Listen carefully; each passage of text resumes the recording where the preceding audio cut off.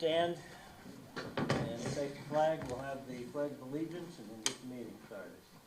I pledge allegiance to the flag of the United States of America and to the republic for which it stands, one nation under God, indivisible, with liberty and justice for all.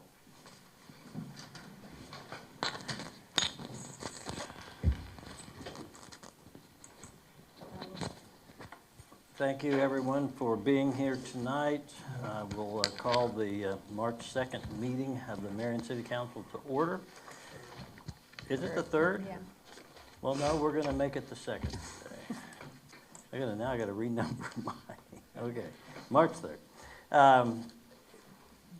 With regard to the agenda, anyone have any concerns or issues with regard to the agenda? And if not, can I have a motion to approve? I move that we approve the agenda. Second? I'll second. Motion and second. All in favor, aye. Aye. Opposed, nay. Unanimous approval. With regard to the consent agenda, again, if anything you wish to pull out and deal with, we'll do that, and then we'll take it up as a group. So anything anyone wants to ask any questions about? I had a question on page 5. There was invoice for $7,500 for utility service companies for third logo during renovation. You know what that is? Yeah, we added another M to the water tower, third one. We originally planned for 2. After a lot of discussion, we decided the third would look good. Gotcha. Got it. Anything else from anyone? Okay, if not, can I have a motion for approval of the consent agenda as presented? I'll make that motion. Is there a second? Second. All in favor, any discussion? All in favor, aye. Aye. Opposed, nay. Ayes have it unanimously.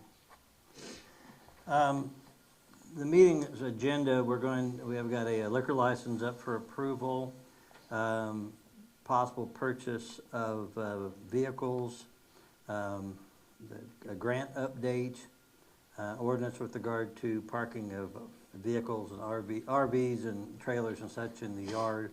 Anyone want to speak to those before we talk about them, you're free to do so. Of course, there'll be the public forum afterwards. So, anyone want to be heard at this time?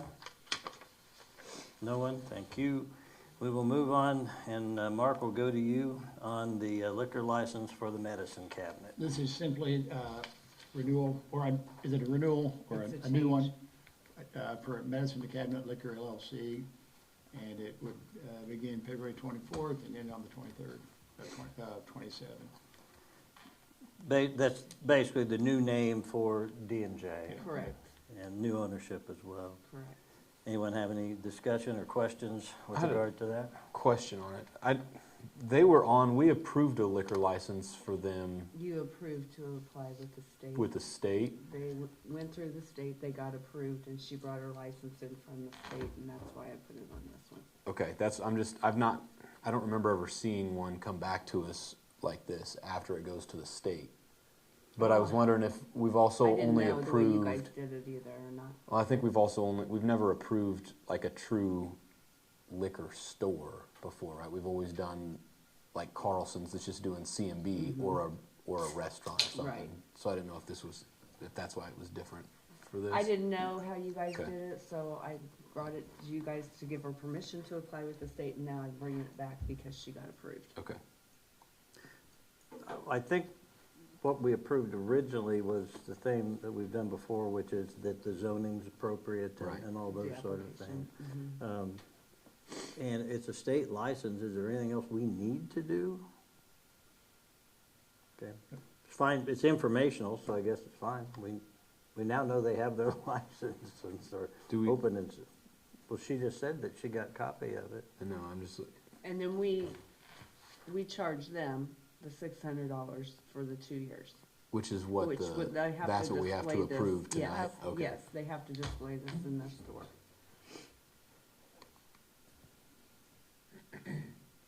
Is there a motion? Or I further move we discussion? approve, I move we approve the liquor license. Is there I'll second for it. Medicine Cabinet Liquor. Medicine Cabinet Liquor. I'll second it. Any further discussion? Hearing none, all in favor, aye. Aye. Opposed, nay. Passes unanimously.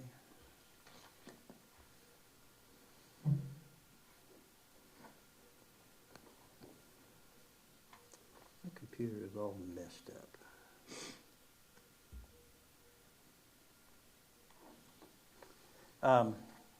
Next item on the agenda, Mark, is the purchase of vehicles for police department and public works. Sure, I'll start with the police department. As we talked about in study session, a few years ago, the police department started buying new Ford Explorers out of a location in Missouri. They've had good luck with them. They'd like to buy another. So for tonight, we'd be asking to, for you to authorize up to $30,000, up to $40,000 to give the chief and the city authorization to purchase a car and re-equip it with all the appropriate equipment. Zach, would this be the third one we bought? This will be the fourth. The fourth. You've had really good luck with them? Yeah. So we recommend we give the city, the administrator, the police chief authorization to buy up to $40,000. Any questions or discussion? I don't, what year did you say it was, or does it kind of vary? Zach, depending on what they- Yeah. would you come up, please? As soon as I heard questions coming, so basically what I'm looking for, is just not blanket approval, but basically just approval to spend up to this amount to go purchase a car. He currently has several that will fit what we're looking for. I think the oldest one I saw was a 21 up to a 24, and it's varying miles and whether they've got some equipment or don't have equipment at all. But they're all in that like 21 to 24 year range, so they're all that body style like the newest one we have currently. And the mileage was, I'm sure it's gonna vary, but. Yeah, it varies. The lowest mileage I've seen him offer was like 750 miles. And then up to like 30,000. Obviously, we're gonna try and get the lowest miles we can. Gotcha. Are these salvage title? I didn't mean that. So they're rebuilt. So they've been in either a wreck or hail damage, or he's probably got some flood cars, which I'm not interested in at all.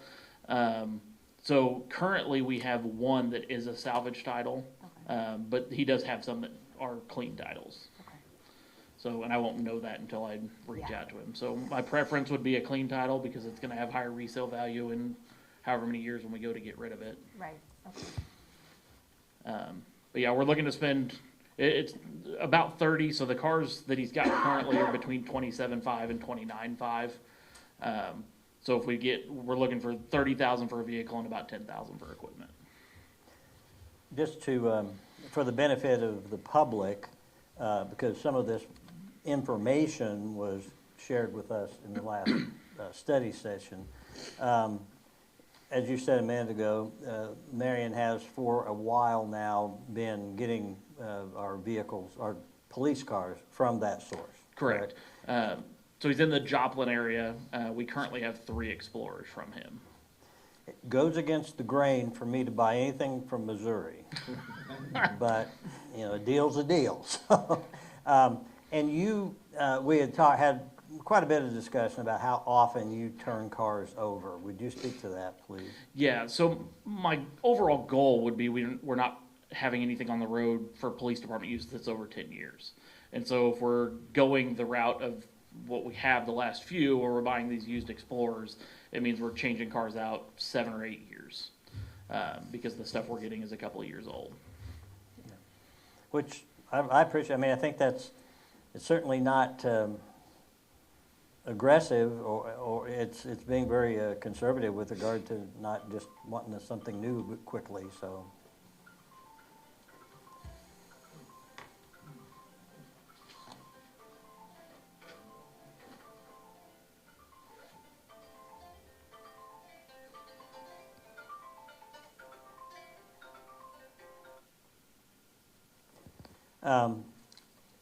Anything else for Zach? Mark, do you want to go ahead and have us take action on this and then move to the next one? You want to? That'd be fine, or we can do, I can make a presentation on the second one, doing one motion, your pleasure. Well, let's just we've got Zach up here, let's Okay. just go ahead. Sure. So if I understand the motion that you would request is to allow no more than 40,000, with the understanding that we're hopeful we'll be able to get it significantly less than Yeah, that. we anticipate the car 30 or under, and up to 10,000 to equip it. Oh, the equipment, okay, so that, they equip it down there? They can, but it's substantially more expensive. The quote I got from him was 15 just for the lighting package, not including a push bumper or a console or a cage. Okay, so you want to get the car, you then bring it back here and equip it here, okay. Yeah. So the 40 is intended to cover all of that? Yeah, Okay. yeah, and I think we'll be slightly under that, but yeah, that's just in case. I think 40 is a good round number to aim for. Well, go ahead. And that dollar figure's been, it's in the budget for a vehicle? Yes. I'll make a motion that we authorize the police department to spend up to, no more than, 40,000 for purchase of a police vehicle and equipping it, with the understanding that if we come down to the end and we need to, we need another 500, I guess we'll talk about it, but I'm not meaning to lock that in forever and a day, but at least for the purposes of this motion. I'll second that. Discussion? Okay, all in favor, aye. Aye. Opposed, nay. Ayes have it unanimously. Thank you. Thank you, Zach. Back to you, Mark. Next item is the purchase of a one-ton four-wheel drive truck. And we've talked about this and looked at it many different ways. Would we buy a used? If we check the market, would you buy a new one? We located one over at Hillport for $53,955. And we're gonna recommend we go with the new one for these reasons. It comes with a 36-month warranty, over 36,000 miles, powertrain 60,000. And different than the other vehicle, this one, I assume you'll hold for 25 plus years. It's, just look at your fleet, a lot of them are in the 90s, early 2000s, so you hold these type of things for a long time. And it just seems if you're gonna hold it, you'd want the newest you can buy. And, yeah, a few years ago, I think it was 2 years ago, they traded in an old vehicle or something with the intent of purchasing it. So this has been talked about for a year and a half or so. But the main reason is I think you're gonna hold it for a long time. So I think the $15,000, $20,000 difference between a used one you can find and a new one, if it's my own money, I'd buy the new one, because I'm gonna be holding it. Comments, questions? What were the options with the used ones as far as where were those coming from? I mean, there were some options that were shown about. Yeah, I'm not sure where they came from, Tim, do you know for sure? Exactly, if they were local goods out in or. I know I went out and looked on, I tried it within 100 miles of Wichita. I didn't get a lot of hits. There was some back in Florida, and when you let it go the whole country, there's a lot more hits. I didn't find a lot, within an hour or two of Wichita. Most of the ones I found myself was on out of state, Wisconsin, Georgia, Mississippi. I had a guy help me find some, I don't know, through dealers or maybe more local, but I really don't know exactly how close they were, but that was most comparable, some of the better ones.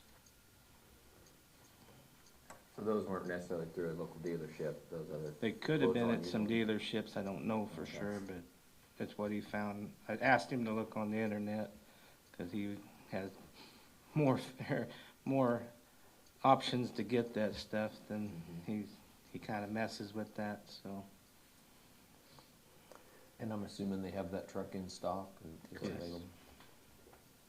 I will say, I mean, I think I've been more leaning towards trying to buy used, but when you look at the prices of these used ones that are coming from, I mean, who knows how far away, and then trying to get it back here, and like Mark said, with having the warranty on it, Yep. I think I've switched my thinking, and I would lean more towards the purchase of the new one to get the warranty, and with like we talked about in the study session, and like Mark just mentioned, the fact that we're gonna probably keep this truck for 20 or 25 years.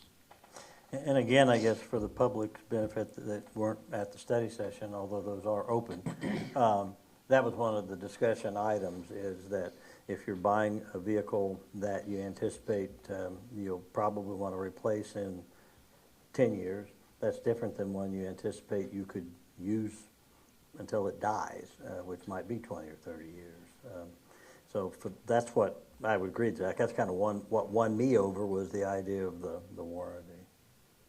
You were shaking your head, Amy, was that? No, I agree with that as well. You know, you're holding on to them forever, pretty much, and you don't put hundreds of thousands of miles on it every year. I think you said, what is it, like about We're 5? probably gonna average 5 to 7, we thought. Right, I just think you get more of your bang for your buck doing it this way. And that one green one is looking a little rough. That's one of the 25-year-old ones. Yeah, It's going to become the new city administrator car. they'll get him back and forth. They won't run away very far. Well, I'm in favor of, replacing or getting a truck. The one that would lean more towards the used, but the availability of the used and even knowing what you can get and where you get it from makes it a challenge to really make that decision. So that would be my preference, would be seeking more of an option with the used that's still within 3 or 4 years old. But that's my opinion. I think too, like, there's not gonna be a huge price difference, because also if we're looking potentially used and it's out of state, you have the cost of either going to retrieve it, or you have shipping, and then you have that on top of it. And a lot of times, no warranty. Right. Any further discussion? Do I have a motion with regard to the Public Works request to purchase a new truck? And I can't get this pulled up. What is the vehicle we're purchasing? A 1-ton, 4-wheel drive. 2025 Chevy. Okay, so that's my motion. I'll second it. Any further discussion? I do have one question on that. Okay. Then I was looking at this purchase agreement, that cash price of $53,955, that's what we would get it for? Is that right? That's my understanding. Okay. yes. And we'd be purchasing this outright, or would it be a leased own type of thing? No, just outright. Purchasing Outright. outright. Okay. All in favor, aye. Aye. Opposed, nay. Nay. Ayes have it 4-1 with Councilmember Loxa voting nay. Let's move on then to, thank you, Tim. Thank you. Let's move on to Dwayne Neufeld for the information with regard to the KDOT grant update.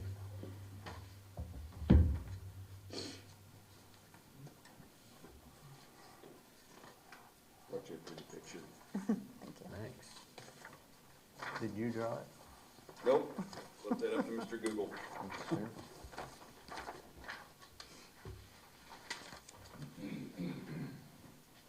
I took a closer look at what I talked about in the work session as far as defining an area to turn in for this grant. After going back and forth a couple of times, I'd really like to, north is up, by the way, if you're reading Google down at the bottom. On your left is the high school building, far to the right, elementary and SAC. I really would like to start at Locust and go all the way to Thorpe, but obviously that will not fit within the grant parameters of the cost. After driving this and looking at it, walking it again and again, I think our best bet right now is to probably start at Roosevelt and do the Roosevelt to Thorpe corridor. It's this middle section right here from kind of in front of Casey's, but especially in front of Carlson's and into that first block from Coble to the South Thorpe, because they don't line up, is the worst. And so that's why I picked this area kind of as our final thing. So right now, turning this corridor in, we've got our cost estimate in at about 1.35 to 1.4 range for this work. Once again, this is a 0% local cost, so it's 100% KDOT funded. So the grant app is due March 27th, I believe. It's right towards the end of the month. So I'm just requesting your permission to submit this to KDOT as the application. Can you, just because we discussed it in the study session where would, you know, to kind of what you've done here previously, can you just go through what the work would consist of Okay, again? perfect. Good question, Mr. Collett. So this particular corridor, we've had open because of utility breaks and everything up around Coble. It was right at the Coble intersection where we've had open in the past. We didn't find brick there, but we know from Freeborn. And this is Main Street. Yes, it's on Main Street, which to be eligible for this program has to be on a Kansas highway. Luckily, still K256, which makes us eligible. But we've had torn out, and when we did the mill and overlay before, right there in front of Casey's, and even in that, it was just in front of Casey's, it's still brick underneath that stretch. So that's why the asphalt doesn't hold up well, it's because the brick moves, and so asphalt just cracks out. And we had that problem clear down here into the valley. It's gonna be brick all the way. It's a little thicker asphalt as we come down the hill, but there's still that problem. So this project would actually replace the curb and gutter, fix the inlet covers, new concrete pavement. Right now, we cost estimated an 8-inch concrete over a 10-inch crushed base. That could change slightly during design, but that's probably pretty close to what KDOT will allow us. Let them out. That's the heating system that we may Yeah. someday get to. Yeah, I think that's exactly what that is. Main. Yes, it is. Okay. It would also include, like driveway entrances, back to the sidewalk if there's a sidewalk there, or valley gutters on the cross streets, like at Roosevelt, Freeborn, Coble, replacing those valley gutters on the sides.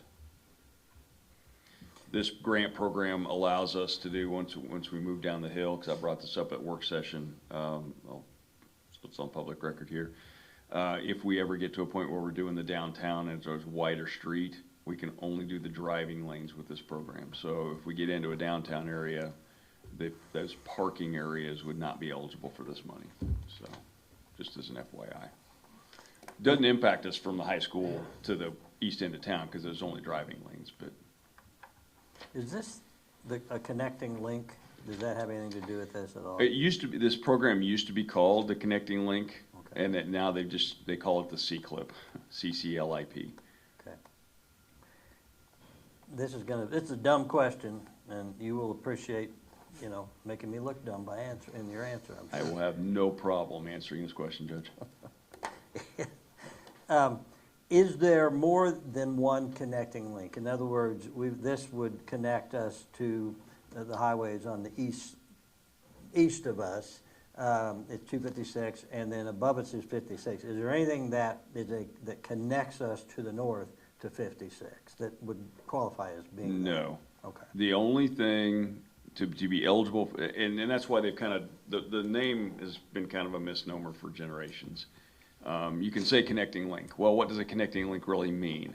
And so that's why they've changed it, and if you read through the rules, that's why they changed the name just to C-CLIP, and they avoid, it's still connecting link, that's kind of what it stands for, but they don't call it that because counties have connecting links, and in a county road, if it's designated as a county road, connecting link can have different county funding that Okay. city's not eligible for. So basically, the rule is, it has to be a US or Kansas highway. Okay. Period. Don't worry about the connotation of the word connecting link. It Okay. is, I will wipe that from my mind. yes, there you go. Okay. So in our case, it has to be on 256. If you think about some of the other communities here in the county, like going through Lincolnville, they have about 4 blocks on Highway 77. Florence would have about 2 blocks as you go out of the roundabout down past if you're like heading into downtown, as you come around that out of the roundabout and on towards El Dorado. So Hillsborough only has Highway 56. I like our share And it's very one- much. One of the few times there's a benefit to not having more population. The population break is 2,500. Yeah, saw that. So, yeah, anything under 2,500 is a 0% match. The next bracket it's 5% for up to 5,000, and then it goes on up from there. And what did you say, what was your estimated cost? on About 1.4, but you gotta remember, how we generate our cost estimates, especially on something like this, because this is an FY 27, 28 program. So there's a very good chance that this doesn't get constructed if you get awarded it until sometime in 2028. Okay, so we're trying to project out construction costs 3 years in advance. So we take what we do, and this is the state, this is the way they recommend, and we follow that, and we actually cushion just a little bit more. But they say take the current, every quarter we get a bid tab from KDOT that shows how bid prices were this quarter. And we also get an annual report. We take a look at both of those for these type of line items, and then we tack on, the state says just tack on 10%. I'm like, okay, I'm gonna tack on about 5% per year for these next 3 years that it's gonna set before it actually gets constructed. And then we just pray we don't have another COVID situation that, sends prices 40% up. But that's how we come up with the cost. If we bid this right now today, it'd be more like about 1 million, 1.1. And hopefully, in 3 years, we still see that same pricing. But to cover everything, you do this. So let's say when they do award it, if it looks like we can do more than that, you can't, you No. gotta stick with. This is one of those programs that locks you into the scope. Now, let's just say, because I did include, you can see on the map, I did include the intersections on both ends, okay? Let's just say cost-wise it came out and I shortened it so it was didn't include those intersections on each end. Could we include those intersections if we got good bid prices as we're doing it? Yeah, they'll let you do that. They will not let you extend another half block or full block. What if it goes over, then do you cut some off? You have two choices at that point. Depending on how much the cut off would be, there's a percentage that KDOT uses on line items and total cost. If you're gonna cut off more than is allowable, they'll make you cut it off and then rebid it. Gotcha. Or the second option is they will allow you just to cut it off if it's just quantity reductions and it's not gonna go beyond those percentages. So, or third option is you award it as is and the city pays that difference. Gotcha.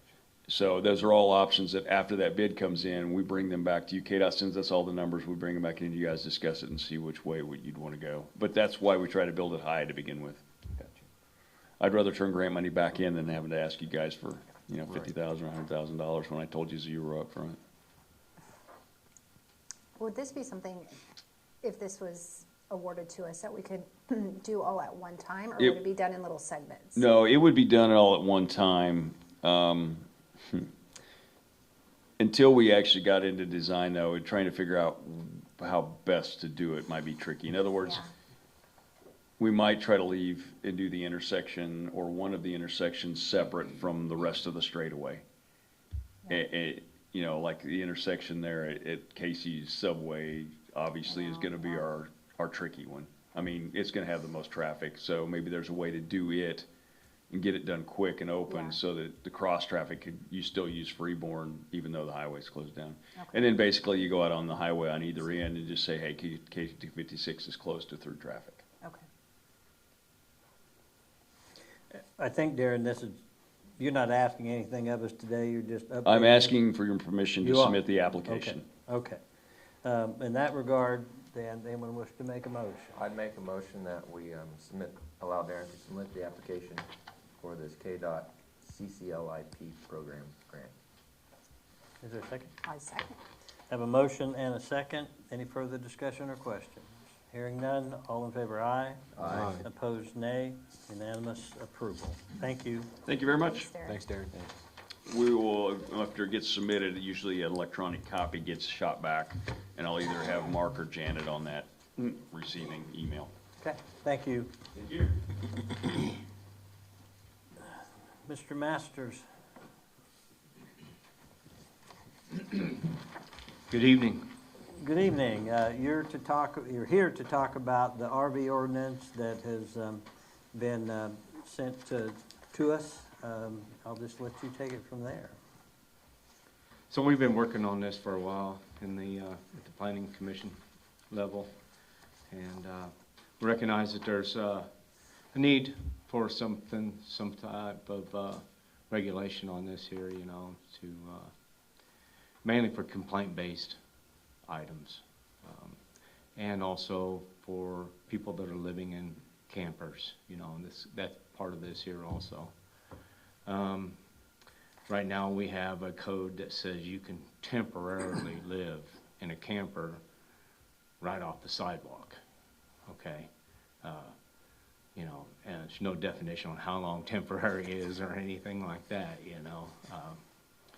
And then, you know, also I come across certain yards sometimes, doesn't happen very often, but I'll come across a yard that's got several campers sitting on it, dilapidated, falling apart, you know, boats and trailers and things like that, along with a whole bunch of other violations. And I'd like to have another tool to use to help clean up yards. So it was brought to Margot and I's attention late today from one of the planning commissioners that in section 1 it was not real clear on the 2 units that could be stored in the open versus the units that would have to be stored behind a fence or under cover. So in section 1, and I will make sure that this is in the packet next time, is in section 1 where it says 2 recreational equipment units shall be stored at any address except additional units may be stored within an enclosed building or in an enclosed rear yard space. And the trailers will read the same also. There will be a comma after the except, and additional units may be stored. That will be added, and that will be in the packet next time. It really cleared it up and made more understanding that we're not talking about the 2 units being enclosed and then behind screening, but any additional units would have to be. Any questions? I had a few on there. Okay. If you have a lot, an address and home, and there's a double lot, does that double the number they can have out front or not? So I know it doesn't really state that in here. we was looking at it like, you know, you got a vacant lot and you got your house, okay? And if your house, your lot, was attached to the other lot, you could store on that lot, okay? But it didn't read as additional units. Sure. Would the setback be the same or just straight with whatever the setback was on the, you know, considering whether it's in violation by being in the front or in the back? And the setback would be the front yard setback, and it varies from what district you're in, whether you're in the business district, central business. I think it was the recreational or residential districts are usually 25 feet setback from the front of the house, okay? But as the other districts, commercial general commercial is 20 foot. The central business district is 0 foot. You know, there is no setback there. And it'd be our downtown down here where the buildings are.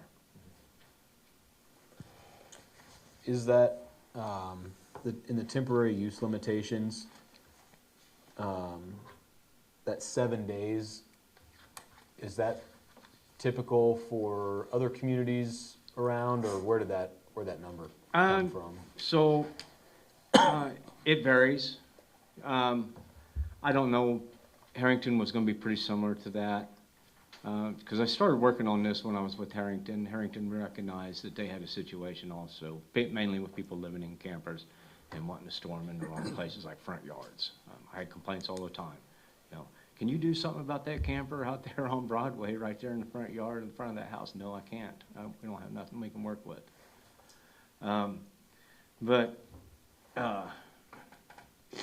Council Grove, theirs was 5 days, and then after that, you had to come get a permit, a no-cost permit, and that gave you an additional 10 days. Okay.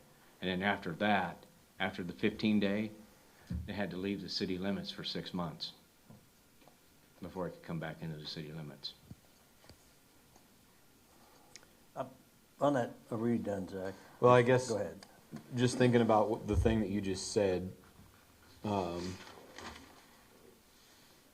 Do we, I mean, is there any way to clearly spell it out that, right, if you're at this location for 7 days, you can't, or could you pull it down the road to somebody else that would allow you to stay?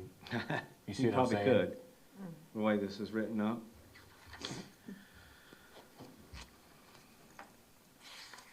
Just a thought. Right. And I can look into that. And maybe I'm creating a problem that's not a problem. I don't know. Well, or maybe now that you've discovered it, you've put it out there. I just We created might, a- you know, you know, we can look at that, Margot and I, before the next meeting and Okay. come back with either a solution or, you know, because you're right, you know, someone could move that ping pong around town, you know. But I think eventually you'd run out of places to park it. I think we'd want to try and close all the loopholes, especially if they're brought up. So basically, kind of as a general rule of thumb, if it's parked in your driveway or out on the street, that's going to be in violation. Depending on where your setback is.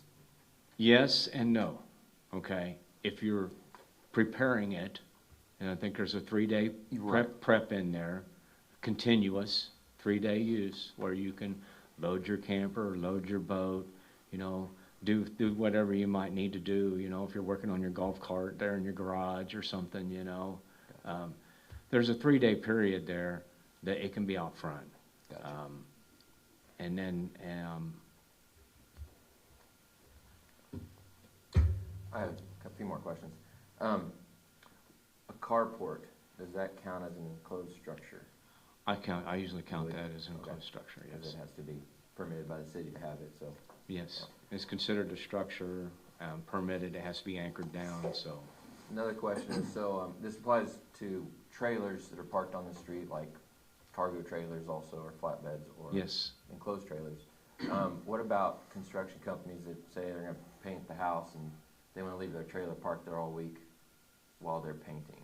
Or, you know, something like, in one of those kind of scenarios, would that fall under this, or is there, if we get a complaint, No, so there's a current city ordinance that doesn't allow for trailers to be parked in the city street that aren't attached to a vehicle. cause that is later in here in section 4. Well, that's a separate city ordinance that's already in place, that you can't have a trailer parked on the street that's not attached to a vehicle. I think that this one says it has to be attached Yeah. to a vehicle, It says that in section 4 too. yeah. So I just didn't know, I mean, a lot of times it's common for construction companies that to wanna leave a trailer, you know, so they aren't pulling it back and forth to wherever they're at. And there is a section 8, a written permit, So, yeah, so you'd have to have special permission from the city to do Yes. something like And- that, and- which could be, and that would involve the city administrator, the chief of police, the fire department, because those are the ones that, I mean, the police and the fire department would need, emergency purposes and things like that, would need to know if there's an object out there, you know, and it's probably gonna be a pretty temporary thing. sure. Kinda going off of that, the third question, so you're a construction worker, you have a trailer with all your tools and that you leave parked in front of your house every night. Since it's moving daily, that wouldn't fall under that? It's only if it's left in a location for 72 hours consistently? Or would that be an issue of like, with a scenario like that? I think it would be like the temporary 72, if, you know, gets connected to the truck, it's not sitting there for longer than 72 hours, but I can look into that. Because I mean, if it's not sitting there consecutively for 72 hours, if every day they leave, you know, come back, some people commonly do that for their profession, to where it wouldn't be a violation since it's not. It would be if it just sat there for extended period of time, but just how this was written, I was just curious how that would fall under that.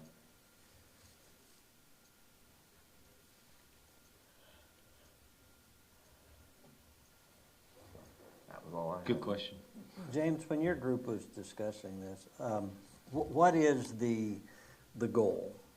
Is the desire to keep people from putting a 90-year-old mobile home, not mobile home, but trailer, RV kind of thing in the front yard and having the kids live in it and junking up the whole place? Or is it to keep trailers and such just off the street and out of yards totally?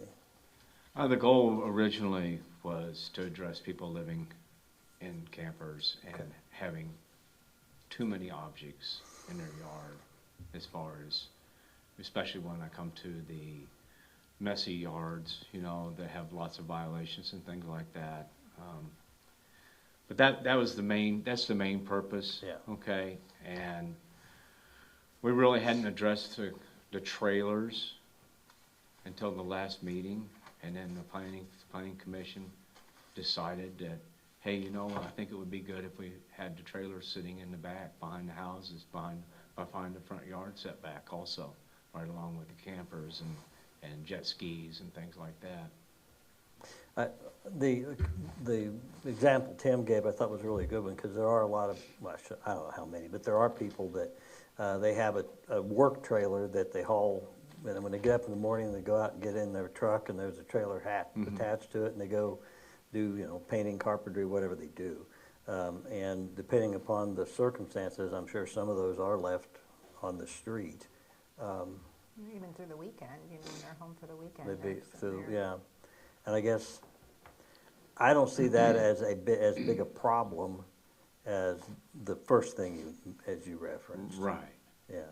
Yeah. So let me give you And this is mainly complaint based anyway. I mean, I don't think we're trying to create something here to go around and say, well, you're in violation, you're in violation, you're in violation. This is to help the neighborhoods out. Yeah. So, let's say Cousin Eddie rolls in his RV, and he wants to visit you, and he's probably a call-it.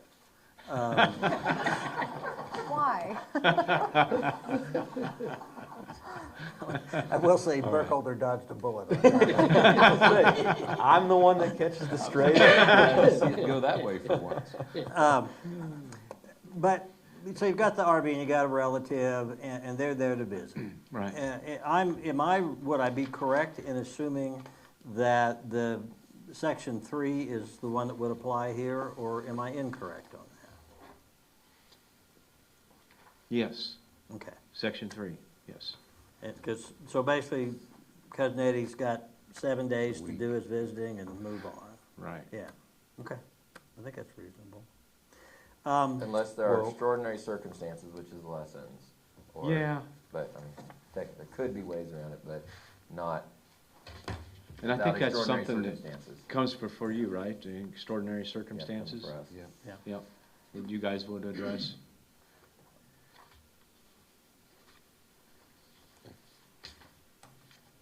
Yeah.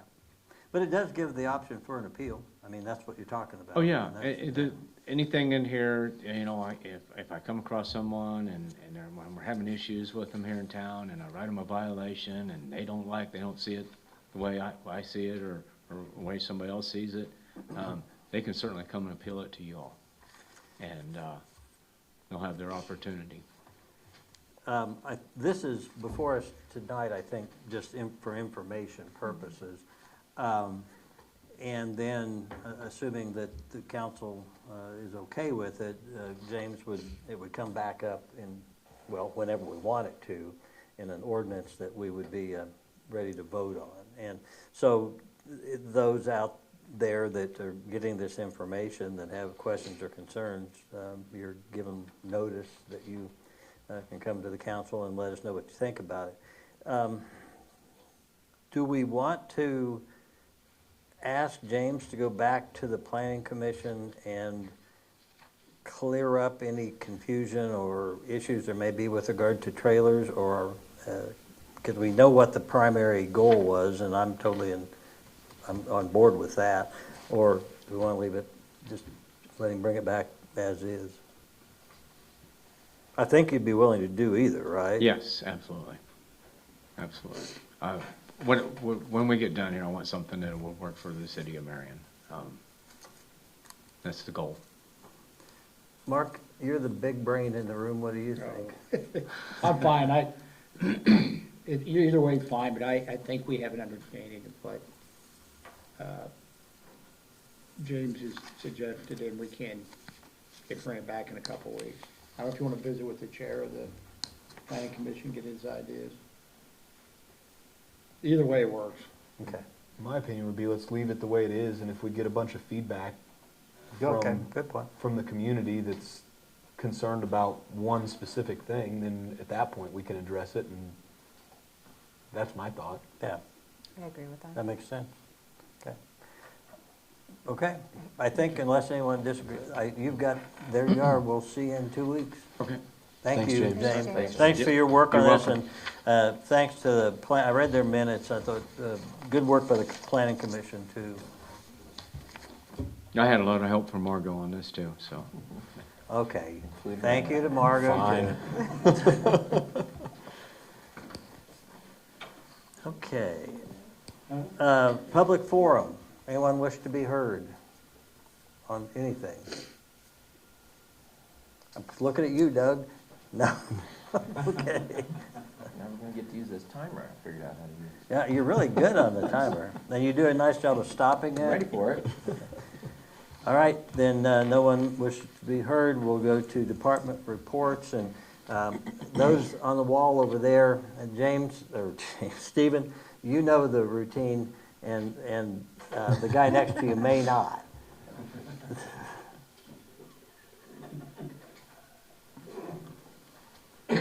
So this is your opportunity, Stephen, to say something. I have nothing to say. Thanks for getting the mic down. Mr. Wheeler? We're just looking forward to spring getting here to get cranking on some other projects. It's been a long, cold winter, but we have survived with a few minor leaks here and there, but other than that, things are going well. And Mark, I've asked Mark this multiple times, and he's given me the same answer every time, but you are still planning on, at some point, making the making it available to the public to come do an open house, right? Yes. Okay. But I'm looking forward to that. I think that's a great idea, so I hope we do it. Absolutely. Okay, thank you. Tim, anything else from you? No, just on routine maintenance. So we did issue the certificate of occupancy for the duplexes.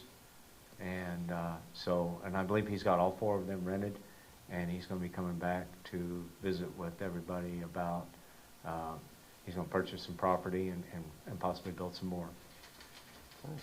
James, I don't remember, is there a C of O issued for the health department Yes. building? Yes, I issued a certificate of occupancy for the county health department building also. They're ready to open up and get going on it. Miss Margot? I've wrapped up working on the 2026 travel guide listings by getting in early bird, saved about $900. So got that all wrapped up, and working on Art in the Park pretty hard. So I mean, it seems really early to me, but are you getting people signing up in good numbers? yeah, good. and I always look for new ones, and that's part of the process. Is you got to spend that time to find the new ones and get them signed up. Makes a lot better show. So Thank you. hopefully, maybe a few more food trucks this year. So Janet? No. Ms. Zach. Oh, well, he doesn't sit I in the know, he's not- designated space. I know. I didn't have anything. All that for nothing.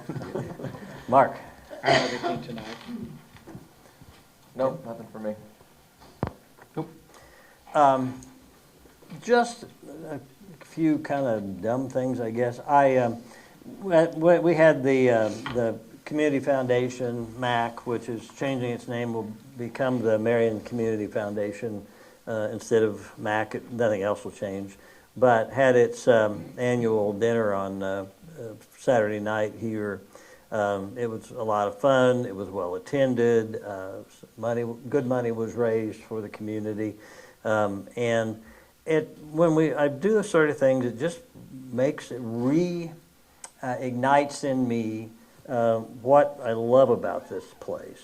I mean, it's not what you'd see at a big city. I mean, there were no As much as Mark would have liked to have seen Gracie Hunt there, she wasn't there. But you had local people dressing up a little bit, not a lot, but a little bit, and having a really good time. And it just makes me feel good. And I've also been trying, you live somewhere a long time and you see things every day and you don't really even see them. And we've got a ways to go. I appreciate that what the Planning Commission and James and Margot and the zoning are trying to do to make sure we keep our community, we don't want a crazy homeowners association person running around and harassing everyone all the time, or the equivalent, but we do want to make sure that your neighbor can't destroy your property value by having a Dog Patch USA set up at their house. And I think that's a good thing. And I just feel good about where we're going. I think that we're on an upswing. I think that Mark's got some things in the works that are going to be very exciting in the next month or so, or months or so. See how it pans out. And, okay, so that's my, do-gooder, everything is springtime thoughts for the day. Go ahead, Zach. I'll just add to your bit about Saturday night. I talked to one of the guys that was a part of the entertainment after the event, and he just relayed how much they enjoy coming to Marion every year. Really? And that it's an event that they look forward to. So I think that speaks to the crowd that turns out for that. And I thought it was kind of neat to hear. Yeah. That's all I've got.